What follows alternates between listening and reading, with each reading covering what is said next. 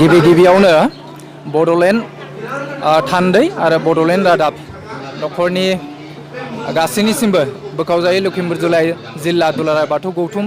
लाइमोन आफादनि जानानै जोंनिफ्राय गाहाम हामलायनायखौ बावग्रोबाय जे दिनै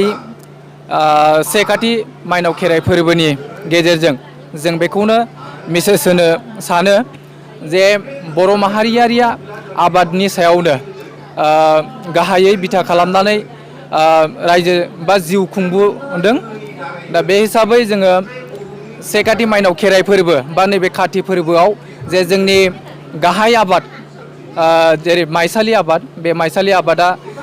गग्लि गग्ला बिदां ओंखारबोयो। बे बिदां ओंखारबोनायखौ जोङो नोजोर बोनानै जे जोंनि आबादा जेबो खहा जाया बेखौ नोजोर बोनानै जोङो बिमा माइनावनिखौ आर'ज खालामनानै बा बोराइ बाथौ इसोरखौ आर'ज खालामनानै जों आलारि बाथिखौ फोजोंनाय जायो। दा बेवहाय जोंनि आबाद फिथाइया मोजाङैनो जेन ओंखारनानै जोंनि जिउ खुंनायनि राहाखौ जोङो मोजाङै बा गोरलैयै जों लानो हायो बेखौ जोङो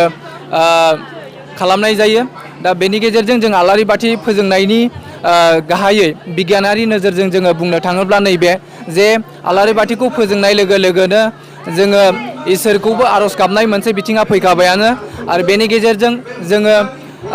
आलारि बाथिनि सोराङाव जे एम्फौ एनलाफ्रा माने बिजानु बिखाक्त माखासे बिसारि गोनां एम्फौफ्रा फैनानै बारसनफैनानै एम्फौफ्रा थैलाङो। दा एम्फौफ्रा थैखांनायनि उनाव जे जोंनि आबादखौ खहा खालामनो हाया जों बेखौ मोनसे बिगियानारि नोजोरजों जों मोनदांनो हायो। आरो दा जोङो दिनैनि